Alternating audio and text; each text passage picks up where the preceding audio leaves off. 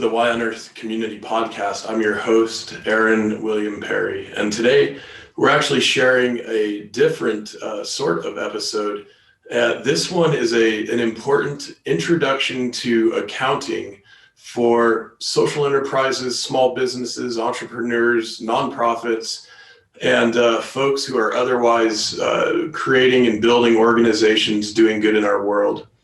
We did this as a workshop at Elk Run Farm with our friends Nick and Marissa from Drylands Agroecology Research, as well as our friend Audrey from Allen's Farm and our friend Shane from Metacarbon Farm. These three farms form a special cluster north of Boulder near Lyons, where all kinds of wonderful regenerative farming practices are getting established and expanded. And so we began by doing a workshop for them to help them in their leadership positions better understand the basics of accounting and therefore have a foundation to do all of their bookkeeping requirements and to help manage any other folks on their teams who might also be working on the books with them. So after we recorded the workshop, we realized, hey, this might actually be helpful for a whole lot of other folks out there. And so hence we decided, let's go ahead and publish this as a podcast episode. Now, we're talking about accounting and bookkeeping. So I imagine there are some in our audience who don't feel so inclined to want to listen to something like that. No problem. But I also imagine there are plenty of folks out there for whom this session will actually be really helpful. So I would encourage you all to not only check it out if you think it'll be helpful for you, but to share it with others you know who are launching and growing organizations doing good work in the world. Okay, so if I just want to mention as well that through the Why on Earth community, if any of you would like to dive even more deeply and or to bring any of our expertise on to do some advising and consulting for you, you can check out our advising and consulting page. That's at whyonearth.org/advising-consulting. You'll find that right under the resources section at whyonearth.org. And so I also want to just quickly show the graphic that we used during the workshop, just to give you an idea. We talk a little about the history and that there was this Italian, Pacioli, who around the same time that Leonardo da Vinci was creating all his amazing work, mathematics, art, etc., this guy Pacioli actually wrote a book called Summa, 1494, that established the double entry accounting system, which essentially the entire planet is now using. And we'll also get into the 5 types of accounts. We'll talk about debits and credits and how those are affecting the 5 types of accounts. And we'll talk about the different financial reports and statements, especially the 3 primary, the balance sheet, profit and loss statement, and cash flow statement. Those in the nonprofit world are also known as the statement of position, the statement of activity, and cash flow statement. And then we covered a number of processes and procedures that are going to be common to just about any organization. So invoicing, depositing monies, billing, running reports, reviewing reports, getting into the budgeting and planning process, and then running budget versus actual numbers once all of the budgeting work is finished. And of course, doing the routine bank reconciliation work on monthly rhythm is what's recommended. So that's just a quick overview of what we talk about. And I hope that it's really helpful to many of you out there, and want to give just a quick shout out to all of our partners and sponsors. And by the way, check out our partners and supporters page. We've got more and more companies with great products with whom you can get discounts when you click through out of the whyonearth.org ecosystem. It's our growing regenerative economic ecosystem, our Why on Earth approved ecosystem that allows us to get these discounts, and portions of the sales will come back to support the work that we're doing on the Why on Earth community, including our podcast series. So I want also to give a big shout out to Earth Coast Productions, the Lidge Family Foundation, Alpine Botanicals, Purium, Earth Hero, Liquid Trainer, Vera Herbals, Growing Spaces, Soilworks, Joyful Journey Hot Spring Spa, Earth Water Press, Dr. Bronner's, and of course, Waylay Waters. A huge thanks also to everybody who's joined our monthly giving program. And if you haven't yet and you'd like to, you can just go to whyearnearth.org/support and set up your monthly amount at whatever level works well for you. If you sign up at the $33 level or greater, we'll send you a monthly shipment of the Waylay Waters regeneratively grown hemp-infused aromatherapy soaking salts as a thank you gift. And of course, also a huge shout out to those who have joined our stewardship circle, including very recently our good buddy Bob Hill. You'll be hearing more about Bob and the projects he's working on here soon. So thanks to everybody. And again, if you are inclined to check out this Introduction to Accounting for Small Organizations and Growing Businesses, I hope you enjoy. And please do reach out if we can be helpful to you beyond the content of this episode. We're happy to chat about it. Thanks so much. Take care, everybody, and hope you enjoy. I wanted to start by introducing what the heck is this thing called accounting? Where did it come from and why? Right? So, is that going? Yeah. Okay. So before I dive in, any questions, comments? Oh, I should stand over here, I guess. That's good. Come back, right? And how's that over on that thing? You're good on there. It's just dark. Yeah. It's some setting. Artem and Jordan. So we collaborate with a company called Earth Coast Productions, and Artem, who owns it, is on the board of the Y on Earth community. Those guys are always telling me, "Oh, you got to do this one setting and this other thing," and they can brighten it. That's just I remember a lot of things, but that stuff's not sticking as well. So, when we think about accounting and bookkeeping, we're thinking about invoicing, right? That's exactly what you said earlier, Shane. Oh, are we going to talk about invoicing? And yeah, we are. But we're going to talk about it in the context of the picture of the situation in which invoicing is doing what it's doing. So accounting goes clear back 500 plus years.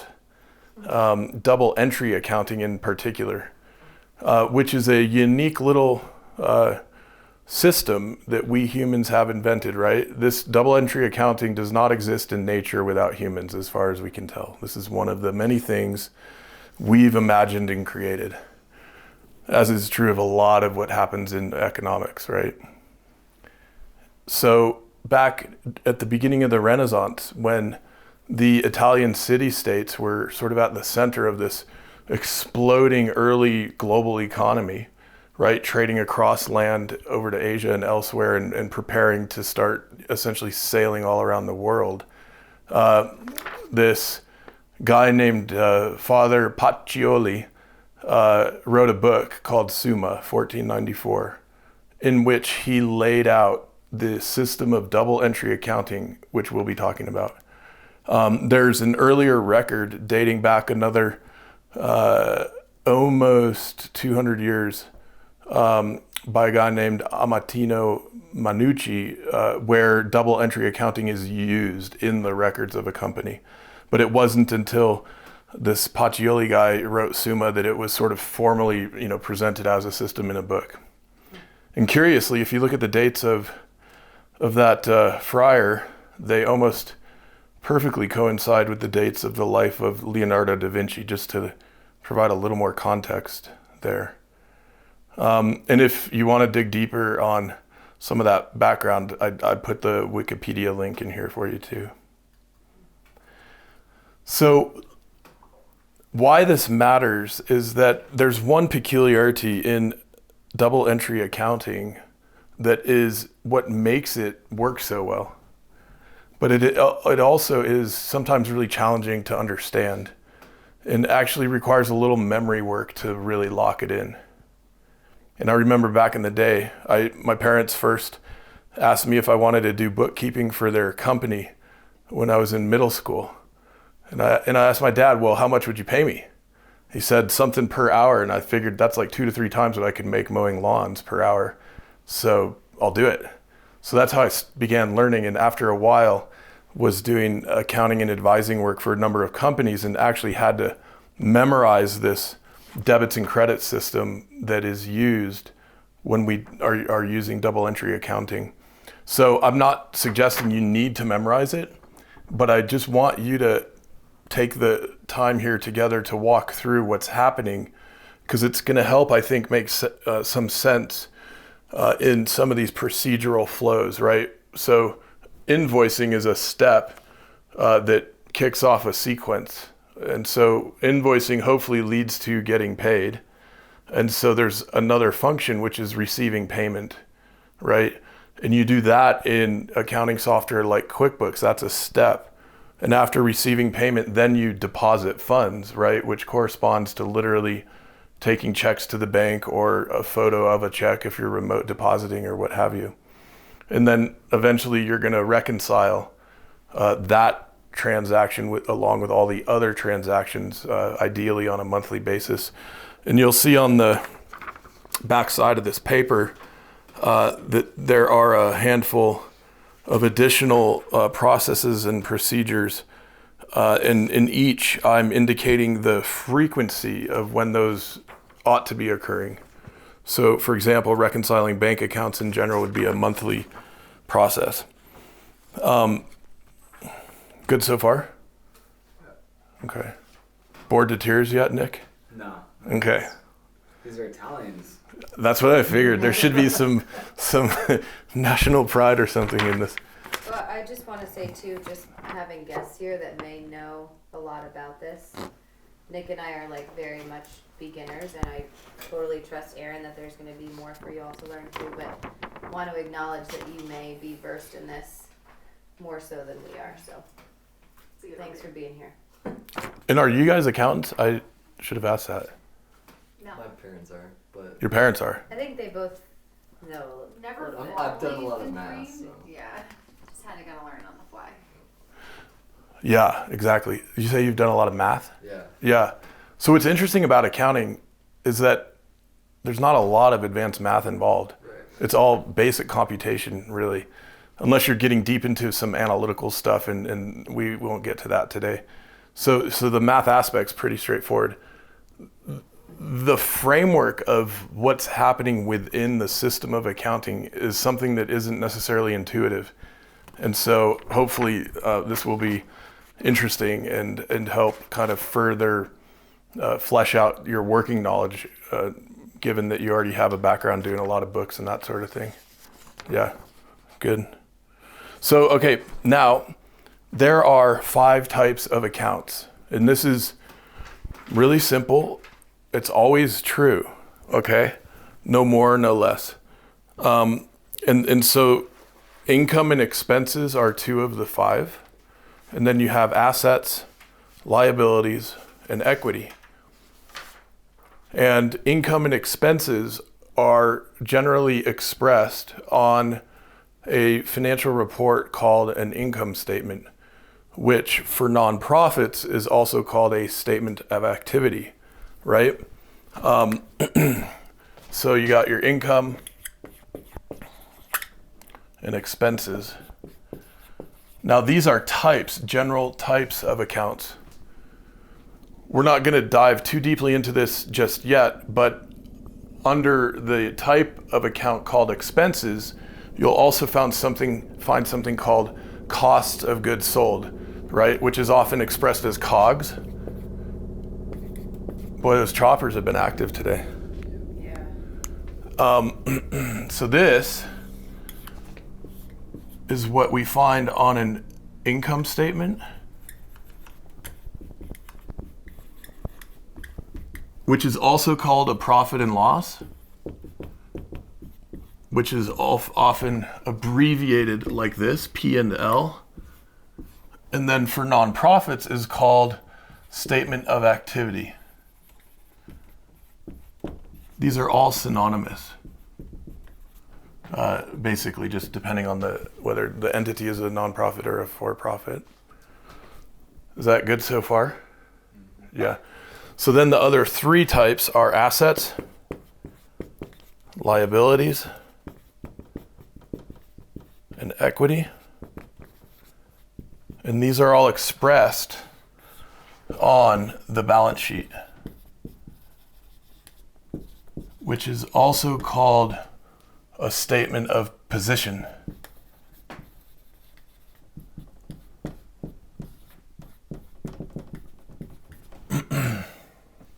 And we'll talk about the third common financial statement, which is called a cash flow statement. Put it right here. In a little bit, not quite yet. This cash flow statement, however, is not introducing any new account types. It is simply retelling the story of what has occurred in these account types in a format that is oriented around the changes in cash position, essentially. And I'll walk through details on that in a little bit. Okay, so any questions so far? Makes sense? Kind of straightforward? Yeah. Now, for the fun. Now we're going to talk about debits and credits, because this is essentially the logic within any accounting system we're using, including something like QuickBooks.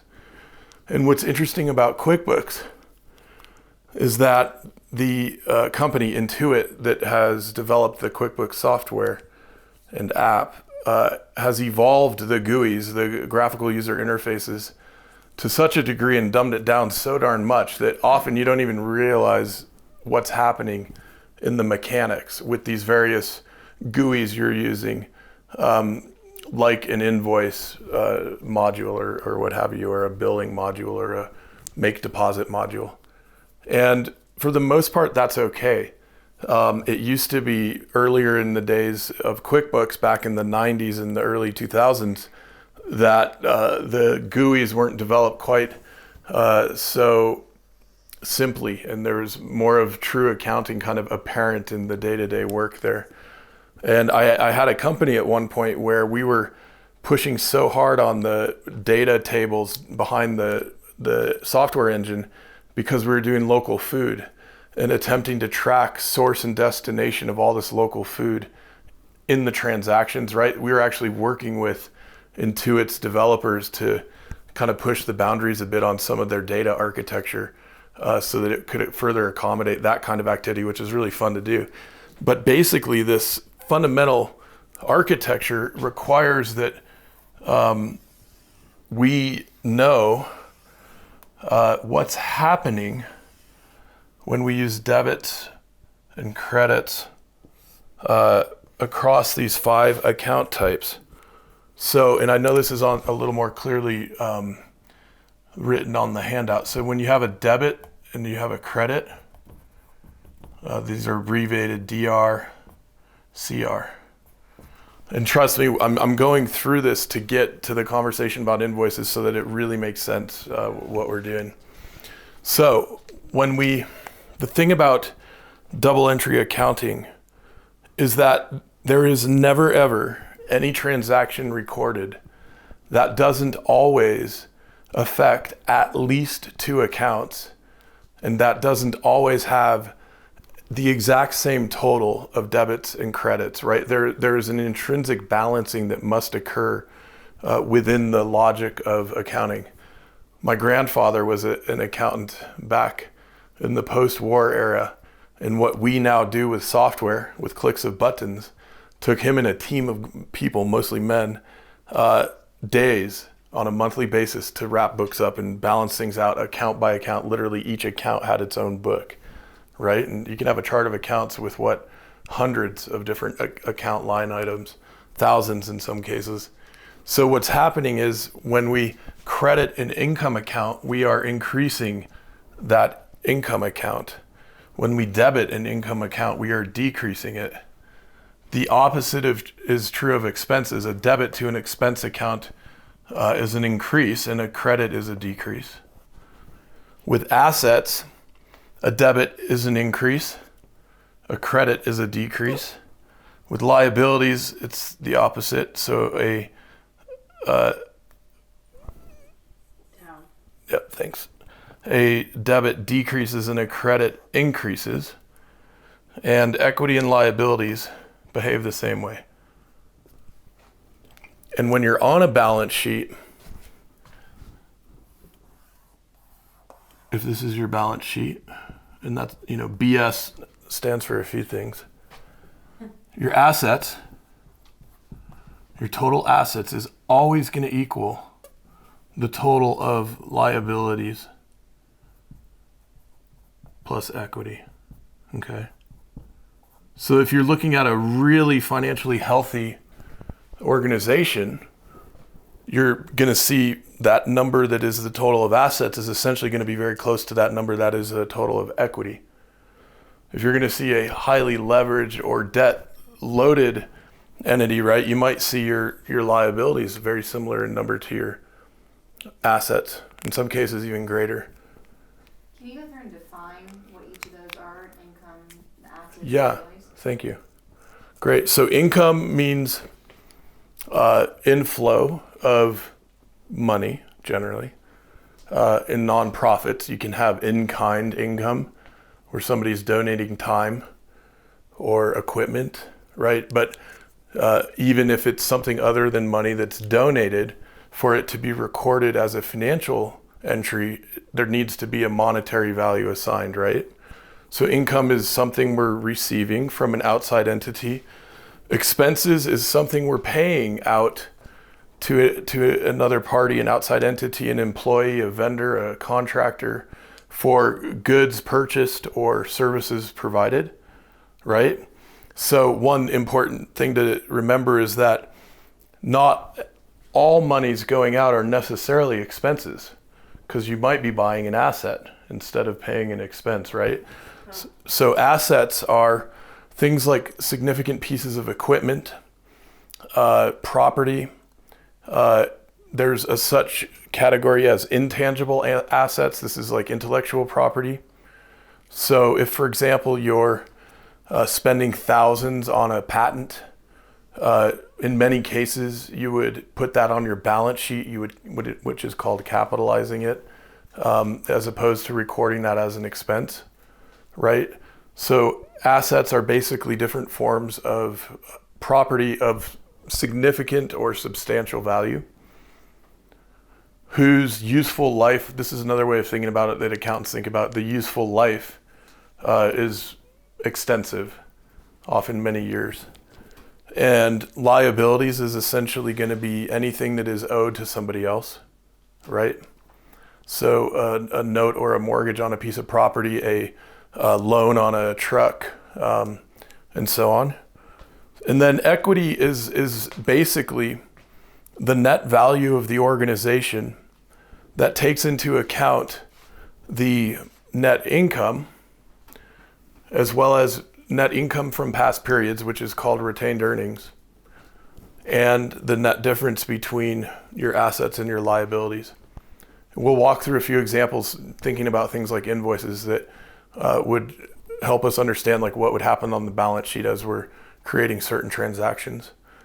As far as just kind of describing the 5 account types, is that helpful? Mm-hmm. Okay.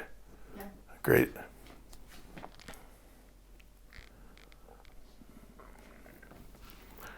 Let's see.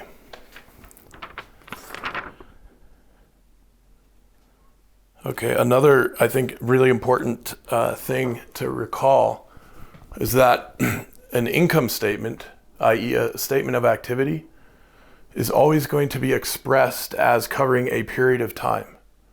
Okay? So this is period of time. So you might have a statement of activity for a year, last year, 2020, right? Which would be January 1 through 12/31, 2020. You might have one for last month, right? You might have one for last week. It's a little less typical that you'd be doing something like that, but that could happen. You could even have a single day, right?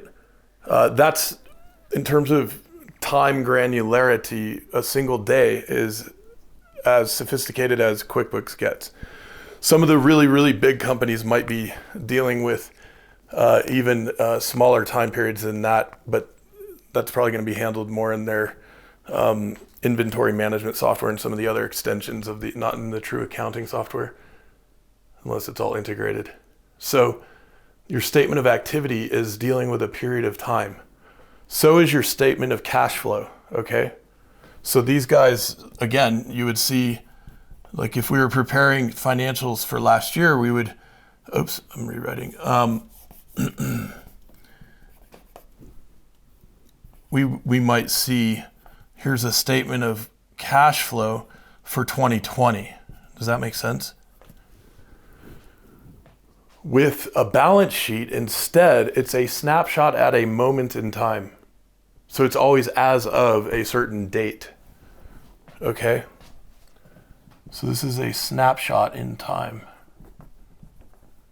Because it's a matter of position. So activity is something that occurs over a period of time, and position is something that occurs at a moment in time. So if we're preparing our 2020 financials, we're going to include a balance sheet as of December 31st, 2020, the final day of the period that the other financial statements are covering. And that would be a complete package for financial statements for 2020, for example, preparing for a board meeting or putting something together for key philanthropists, or you might even provide snapshot information in your annual report. You could include your financials. You don't have to. That's sort of a choice you have. But you would have your income statement for the year, your cash flow statement for the year, and your balance sheet as of December 31st.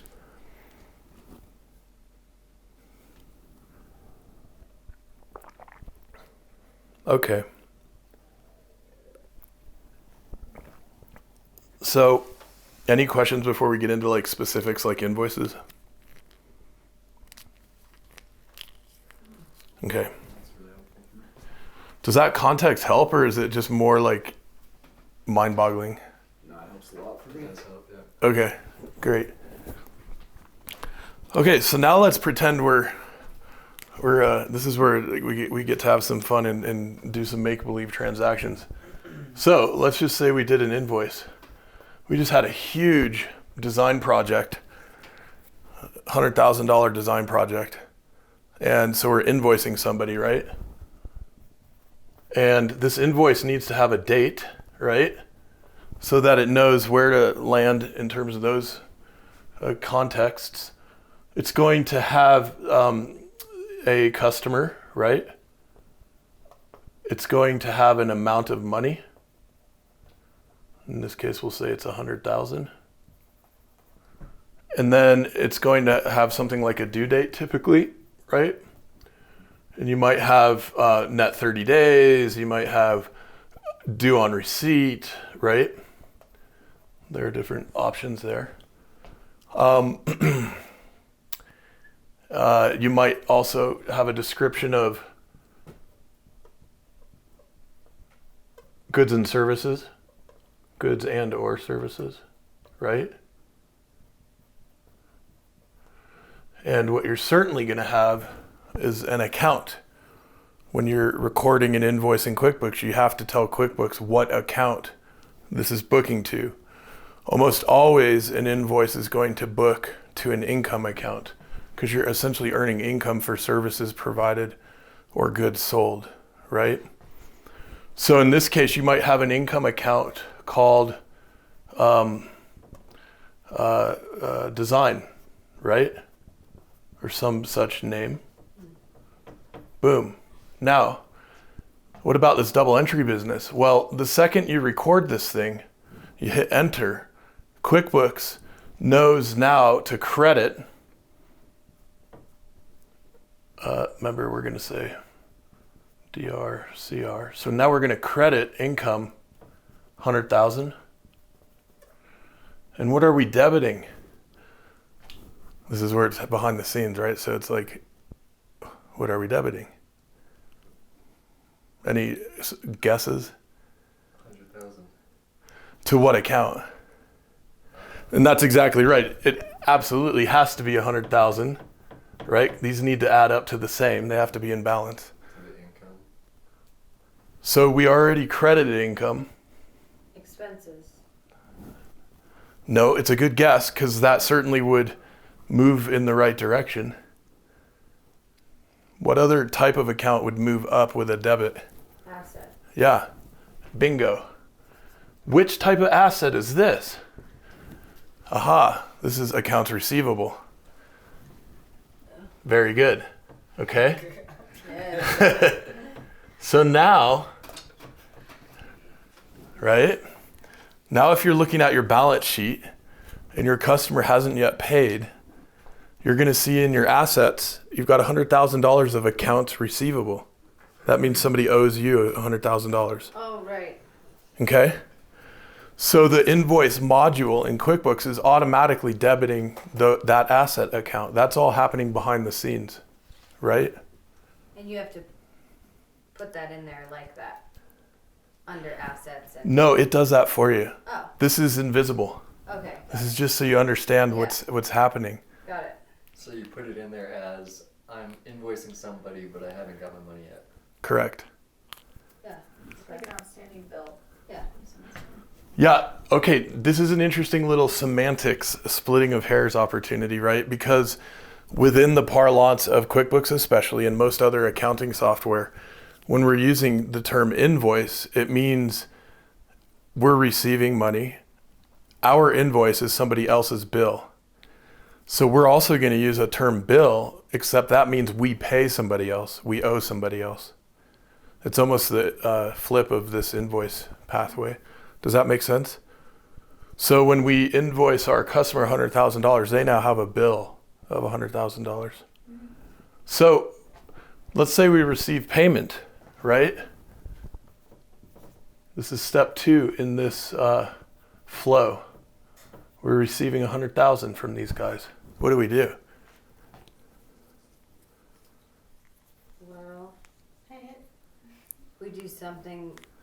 Do we do something to track the equity eventually? So, okay, that's a really, really great question and comment.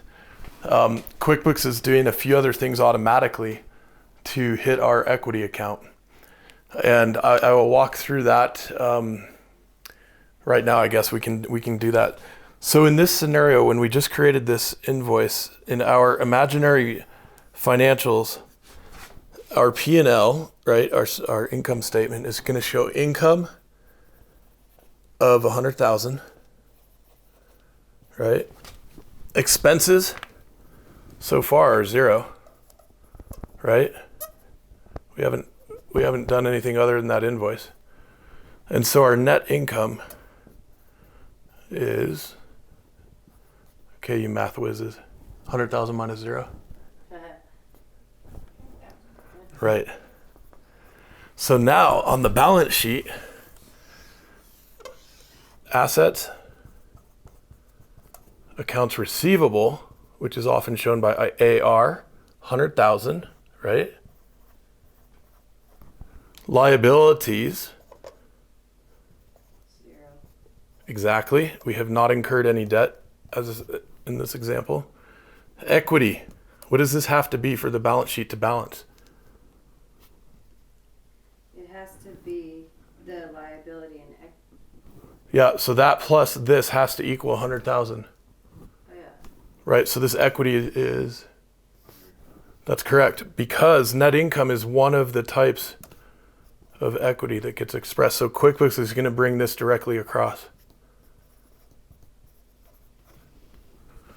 That's like the very basic balance sheet and income statement or activity statement after just that one invoice. But So- now we receive payment. So something's happening, right? We just open the envelope and boom, there's a $100,000 check and it's like woohoo, and we put it in the bank, right? So in QuickBooks, there's a function called receive payment, which basically is going to reference your open invoices. And what it means you're going to do now is where we previously debited that accounts receivable, we're going to credit that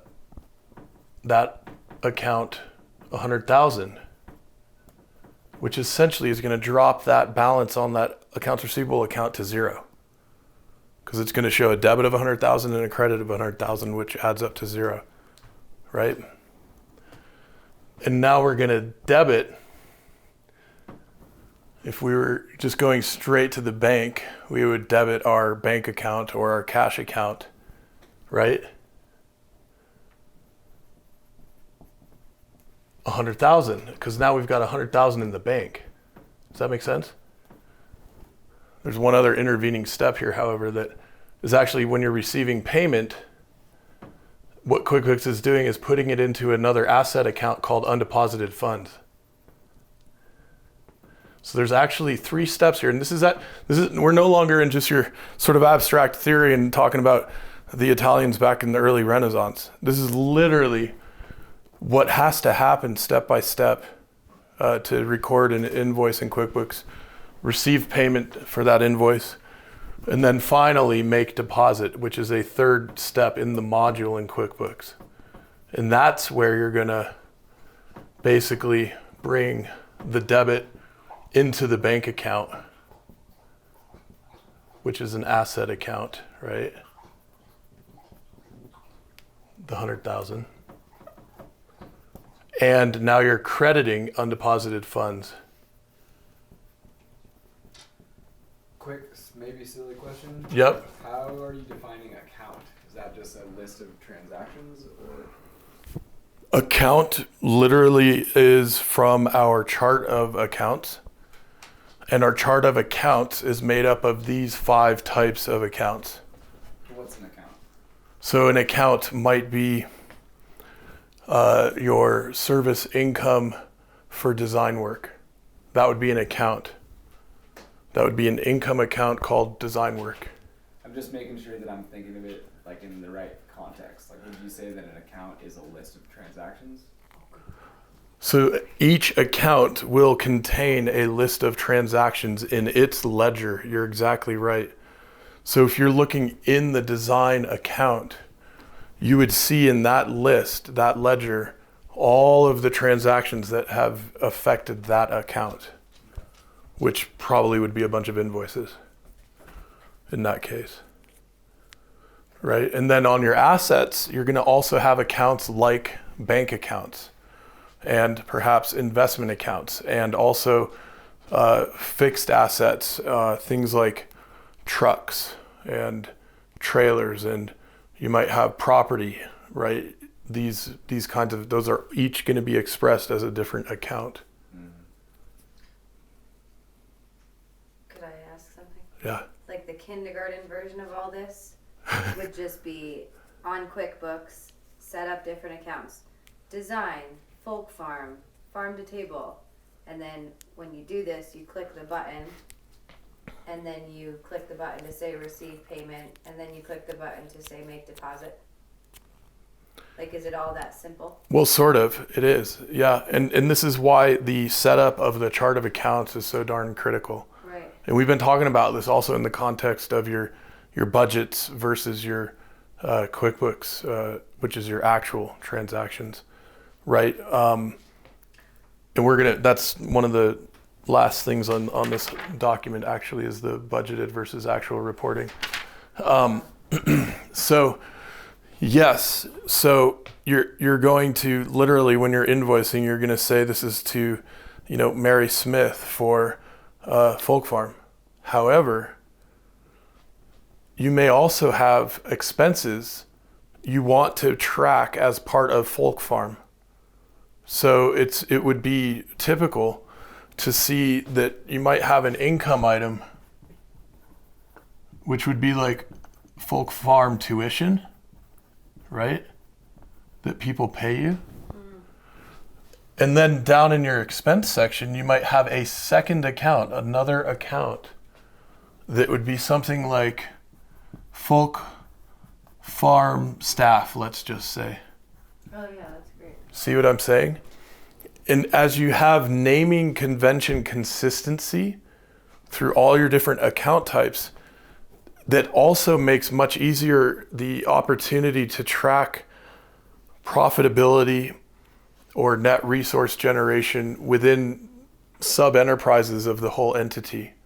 So it would be very good to track the total expenses related to Folk Farm, the total income related to Folk Farm, and have a finger on the pulse of how that's doing as its own enterprise, right? And you might, in expenses, you may have multiple Folk Farm expenses. You may have Folk Farm supplies, right? Whatever else. You don't want it to get so carried away. This is part of the art and science of creating your chart of accounts. You want it to be as concise as possible while being as meaningful and informative as possible.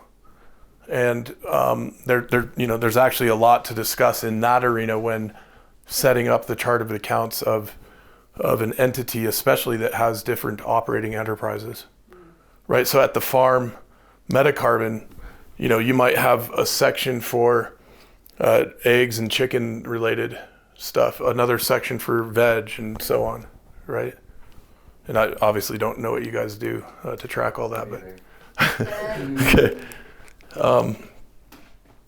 So yeah, this whole like just click the button thing is absolutely how easy it ought to be day to day once you know your chart of accounts is properly set up and that whoever is recording these transactions is properly trained, so they're selecting the right account. Because when you're creating an invoice, you're selecting an account from this entire list of possibilities, right? And I'll tell you, I've spent hundreds of hours over the last 30 years cleaning up accounting systems, sometimes going back 10 years. For one client, I had to go back 10 years. And the paper records were not well organized, so it was quite a process. Okay. So this is, I will say, with accounting and bookkeeping, really as much as you might see it anywhere else, an ounce of prevention is worth a pound of cure. It really, really is. And it's really worth setting up right from the get-go. Because it's a system that as you grow in transaction volume, the complexities, if you have errors in that system, the complexity of the errors are just growing through the system. So it's better not to have those. I got a question. Yeah. So let's say when you referenced our farm and you said we might have a thing for chickens and eggs and vegetables and whatever, would you choose to have accounts for your customers too? So let's say Go Farmer or something like that. But then Go Farm is buying vegetables and possibly eggs and stuff like that. So would I have accounts that have the same transactions in each of them, even though they're one's category based and one's customer based? Yeah. So I absolutely love this question because it gets at the nerdy, geeky elegance of how the data structure is set up in QuickBooks and how the logic structure for accounting in general is established. And mind you, the entire world is using this now. Came from the Italians. The whole freaking world is using this. And the largest corporations, Exxon, Apple, are using this. The smallest little nonprofits, some are still just an Excel or whatever, but basically everybody's using this, right? So the data architecture is such that, no, you don't want to create an account that is customer specific. The accounts are customer agnostic. And the way we're tracking customers is through an entirely different list or data table, which is this customer, right? So each little thing I wrote up here is effectively a data table or a data element, right? It's not as a date would be a data element. So you've got a separate running list of customers. So anytime you're creating a transaction affecting an account, that single transaction is also tied to, in this case, a customer. Or in the case of a bill, if we're talking about billing and expenses, that would be a vendor. instead of a customer, right? And you don't want to see your chart of accounts creating like, even if it's your biggest customer, like, egg sales to Walmart or whatever, you just track them separately through the customer list. Is that helpful? Yep. The folk farm thing threw me off a little bit, but that was just a project. That's an internal enterprise. Yeah, great. Okay, that's But a like great what you clarification. guys did. If you guys did events, like that could be the folk farm. Like it could be a section, right? It's like programming, basically. Yeah, any Different program. Sections of Correct. Yeah, like so in the for-profit world, one way to think about it is your different profit centers or your different enterprises or sub-businesses. So programming is nonprofit specific, huh? It's certainly much more common to nonprofits. I mean, unless you're talking like an educational for-profit, I guess that would be an exception. But yeah, for you guys, you would have events as another, not only potential income account, but you probably would also have some expense accounts specific to events. Now, there's yet another layer of potential complexity where you can assign types to do your enterprise profitability. But for what you guys are doing, I don't want to get into that, and I don't think that would be the right way to go about it. I think having a handful of income accounts specific to your different enterprises and then a handful of corresponding expense accounts specific is the best way to set it up at this stage, and should be really sufficient for several years. Based on different programs. Yep. Each program has an income and an expense account. Yep. Okay. Yep. So then, and then after you have your, what we're calling program specific expense accounts, then below that, you'll also have your administrative, is one way to call it, right?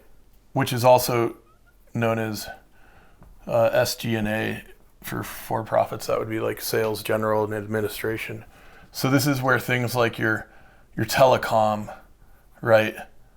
Utilities, rents, whatever, things that are being utilized across all those different programs, basically, and common to most or all of them. And like typically your, for example, if you have staff that are only hired for one program or enterprise, you'd probably record their expenses in that category. Whereas your general management that's kind of overseeing everything would probably be down in this administrative section, right? So you might also see your management down here.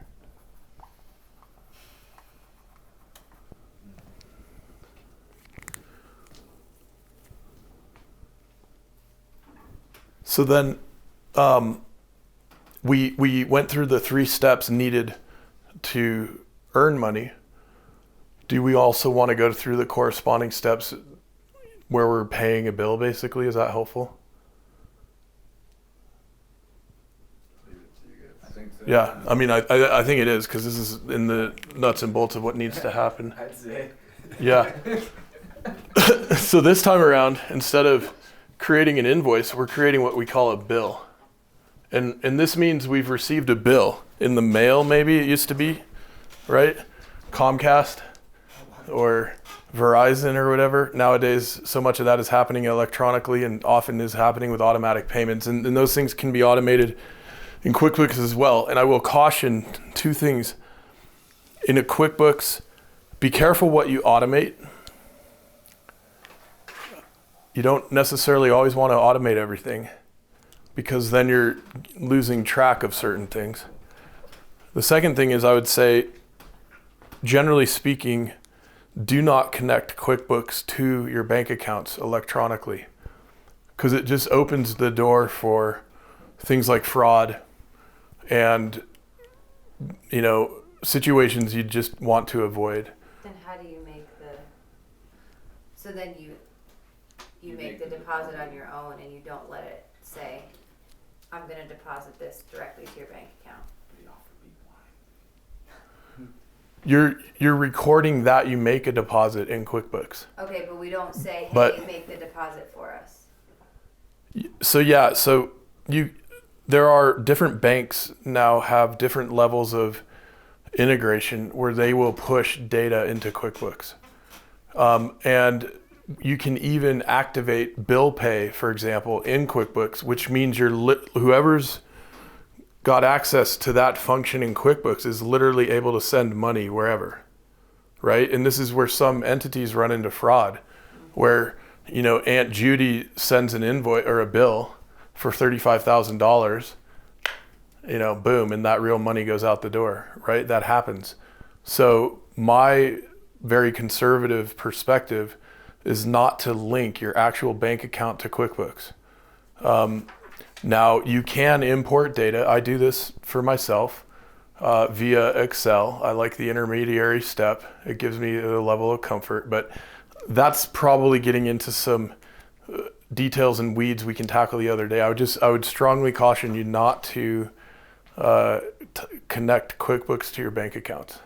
Okay. And that part of what's going on in QuickBooks, and we're going to get to this after we walk through the bill example, is you've got some very important checks and balances that are your way of verifying that everything's as it should be and that you're not leaking money in ways you don't want to be, right? Does that make sense? Mm-hmm. Okay.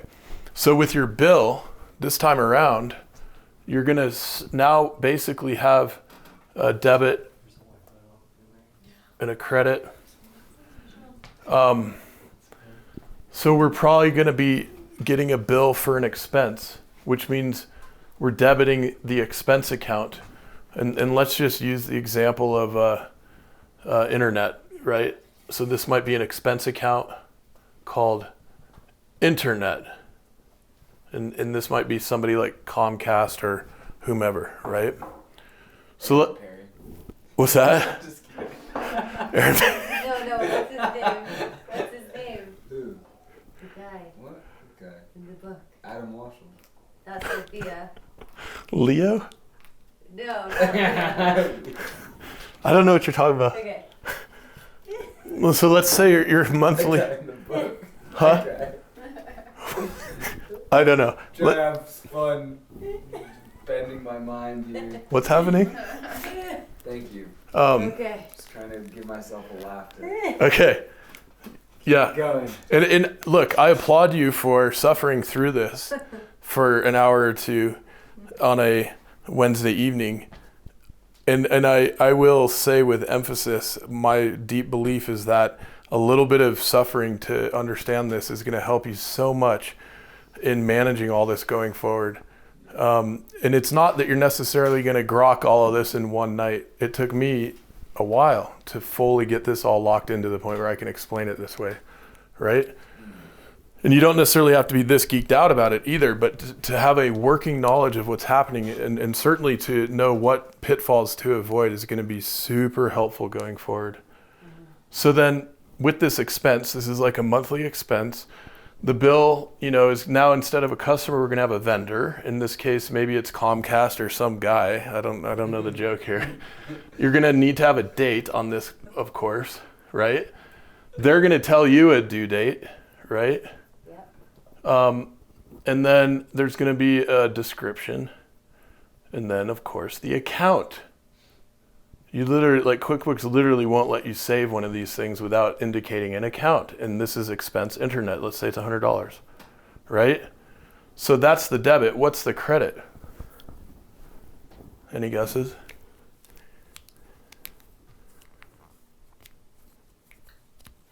Zero. Well, the amount of the credit has to be 100. So what account does it go to? Oh. Well, is this a nice asset that's sustainable because it's the internet? Liability. Oh, shoot. Great idea, and you are correct with liability. Because why? An asset for the vendor. It is. It's exactly, our bill is their invoice. It's a liability. because That's it's exactly owed. right. That's exactly right. This is saying we owe someone $100. Yeah, This is a liability. Ugh. And it's a particular type of liability. Can you guess? Remember this little AR up here? That's a hint. So it's not an accounts receivable, but it's an accounts, Accounts payable. yeah, boom. So this is going to show up on the balance sheet as accounts payable, right over here. So now with that recording, instead of expenses of 0, we now have expenses of 100, which means our net income, now the math's getting a little harder, 99, help me out here, what is that? 900, is that right? So this needs to change. 99900. Liabilities suddenly now, not only liabilities in general, but it's the payable, AP liabilities for 100. And so you see this balance sheet is still in balance, correct? Right? Because at the bottom of the balance sheet, you're going to see a line that says total liabilities and equity, right? Boom. It's going to say $100,000 because it's adding these numbers. Does that make sense?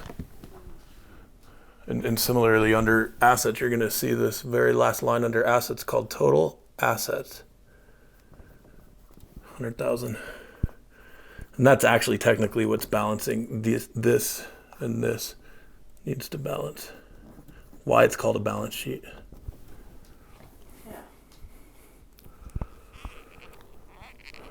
Okay, but we're not done yet. That's only the step 1.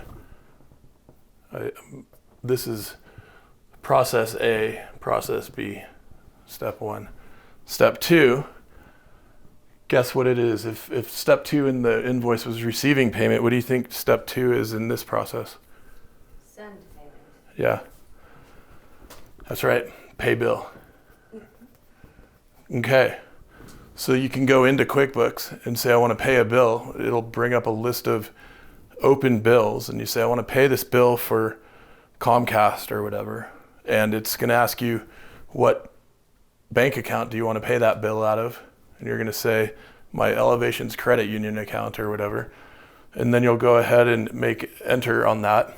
That's going to, in QuickBooks, now we get into a little bit of an issue where, are we printing checks out of QuickBooks, or are we handwriting checks and just making this a recording in QuickBooks, right? So either way, you're going to go through this process. And in some cases, you might even say, I'm not going to go through this pay bill 2-step process. I'm literally just going to record the check and record it going straight to the expense account. That's another way to do it, but it's effectively having the same final effect on your accounts. So when you pay bill, now we had credited the accounts payable, now we're going to debit the accounts payable, dropping that back to 0. So there's no more money owed. And now we're crediting our bank account cash, actual money, $100, because we paid that, right? So now, like over here, we would no longer have this liability. And however, now our cash, that's a receivable. I forgot about that. So our cash, we didn't put any cash in before we paid a bill. So our cash is actually negative 100. That's not good. So we're going to have to pretend we put in $1,000 of equity ahead of time, right? Which would have been, there are some transactions that don't affect income and expenses at all. For example, if you buy a truck on a loan, right? You're literally putting the truck as an asset up here and the loan as a liability right here. No income or expense has been brought into that picture yet. Now, technically, on certain assets, and debt on assets, you might record the interest portion of the debt as an expense, but that's a little more complicated, I think, than we need to get into right now. So we'll just pretend we didn't pay this bill just to keep our balance sheet from getting out of control. Okay? Because this is basically going to be 2 out of 3, I think, of the transaction types you're going to be seeing a lot of month to month. Now, like I said, you might just simply record a check and not go through your bill process. So you might just write check. Let's say there's an expense for eggs or whatever, right? Let's say we're buying eggs. And so in that check for eggs, we might use the account expense supplies, or if we want to, if it were eggs just for the Folk Farm program, we might say that's to the Folk Farm supplies expense. Does that make sense? Yeah, or like use a pertinent example for us. So that would be like the rent or the truck payment or whatever. Yeah. So rent is writing a check. Yeah. Right. So write check. That's a function in QuickBooks. Rent. And that's going to be your income or your expense account. So you'll literally have an expense account called rent. And you might have multiple types of rent. So if you had a storage unit or multiple things being rented, you might have multiple accounts called different types of rent. But yeah, that's exactly how that check would get recorded. And then something like a truck payment is probably set up as an automatic payment, I'm guessing. And so what you want to do in QuickBooks, either monthly record it as a check, but in check you have payment, you select payment type. You can have something like an automatic auto pay as a payment type. That's actually another list. You get to determine what's in that list. So you might have auto pay. You might have e-check as an option. But yeah, you'll have this payment type every month to pay your truck payment. And that would be that when you're making monthly payments on a liability of considerable size, many thousands of dollars, there's a few different ways you can treat the interest portion of that payment, because the idea is that each month you're paying some of the principal and you're paying some interest.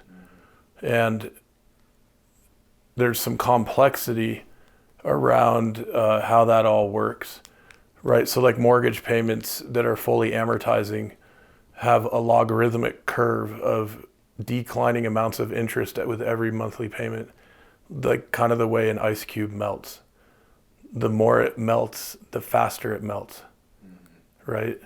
So as your principal balance is dropping down, and you're making a fixed amount of payment every month, the portion that is interest is less each time. And so therefore the portion that is principal is more each time. So that initial payment on a big thing like a mortgage is going to have a lot of interest, and that very final payment is going to have relatively little bit of interest, right? But for the truck, like I could look at the documentation, or you could just tell me a couple of facts and I could make a recommendation about how best to record that. Sometimes it's going to be easier with something like truck debt to not really worry about the interest portion and just set it up as a liability. So the full amount would be the liability, and just figure out the monthly amount that would be reduced from that full liability. There would still be a little bit of interest to handle. This would be also a good thing for Adam to do for you. Also, in the case of some assets, you're going to depreciate those assets, and that's another type of weird expensing that occurs against the asset value. that comes into play over time with those kinds of assets. So some of this starts to get a little more complex, but when you have somebody like Adam or myself, we can help set it up so it's very straightforward in terms of what you're doing every month.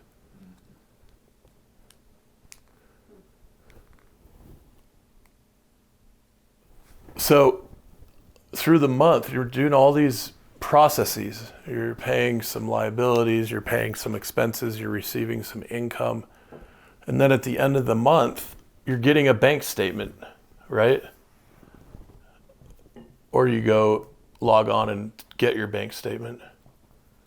Now, what you need to do is something called reconcile. This is very important. And this happens every month. And what you're doing when you reconcile is essentially verifying all the transactions that have been recorded in QuickBooks relative to everything that the bank has in their records. And you're verifying that you started in your account in QuickBooks with the same amount of money that the bank showed at the beginning of the month in the bank account. And that at the end of the month, you're also showing the same amounts of money.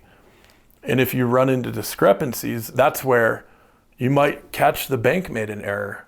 You might catch, oh, that remote deposit I made was supposed to be $5,000. For some reason, it got recorded as 500 or whatever, right? Like this is also to make sure that you're catching errors like that may be unintentional. And then it also is a really important measure for making sure that all the activity is proper. Does that make sense? Is this where receipts come in handy as well? Because you're kind of just tracking everything that was... Yeah. So receipts, this is a great example of, say you're out shopping with a debit card. Yeah. So now you're going to bring that receipt back and record that in QuickBooks, and you're going to go into the record expense or write check function. And in the transaction or the payment type, you would select something like debit card. And you would just record it like you would anything else. And then it'll show up in that bank register when you're doing your reconciliation, just like a check would, or an automatic withdrawal, or an electronic transfer, or whatever else. Okay. Yep. So you're putting it in by hand if your bank account is not attached. Yeah, and if you want to have the bank importing things like receipts, that concerns me much less than the ability to move money out of the account through QuickBooks. Okay. So if there's a really good firewall there, I would say, yeah, that's a nice time saver. Yeah. Can you set it up that way? It depends on the bank. Probably, and it depends on the version of QuickBooks you're working with also. Seems like that would save a lot of time. Probably. Yeah. But then, here's an interesting point.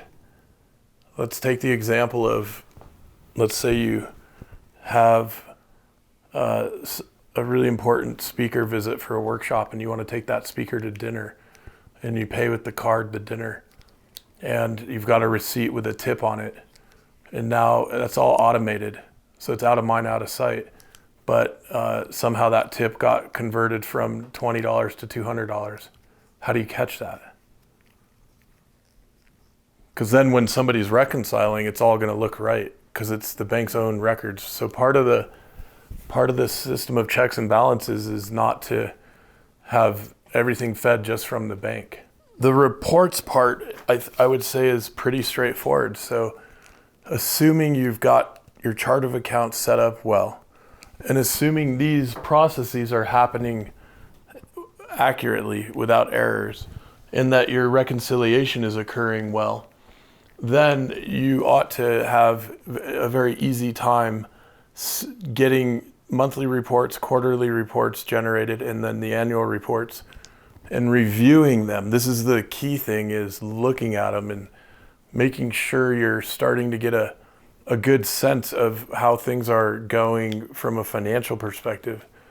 And so the generating of reports is really, really easy with QuickBooks. That is a couple pushes of buttons and setting date ranges and so on.